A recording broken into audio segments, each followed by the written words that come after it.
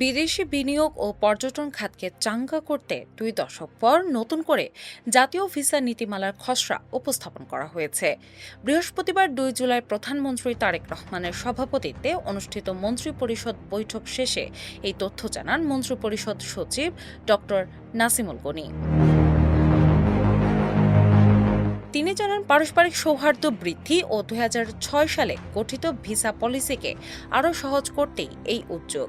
এই লক্ষ্য বাস্তবায়নে অর্থমন্ত্রীর সভাপতিত্বে একটি বিশেষ মন্ত্রিপরিষদ কমিটিও গঠন করা হয়েছে। নতুন খসড়া নীতিমালায় বিভিন্ন উদ্দেশ্য বিবেচনা করে ভিসাকে 34টি পৃথক ক্যাটাগরিতে বিন্যস্ত করার প্রস্তাব দেওয়া হয়েছে। তবে দেশের নিরাপত্তার স্বার্থে আগের কালো তালিকাভুক্ত দেশের অবস্থান অপরিবর্তিত রাখা হয়েছে। সচিবালয়ে সাংবাদিকদের ব্রিফিংকালে মন্ত্রিপরিষদ সচিব উল্লেখ করেন, বৈঠকটিতে এসব বিষয়ে সার্বিকভাবে 5টি ভিন্ন আলোচনা হলেও এখনও কোনো চূড়ান্ত সিদ্ধান্ত নেওয়া হয়নি। প্রস্তাবিত ক্যাটাগরিগুলোর বিস্তারিত তথ্য পরবর্তীতে আনুষ্ঠানিকভাবে জানানো হবে। দিনা ইসলাম, বাংলাবাজার পত্রিকা।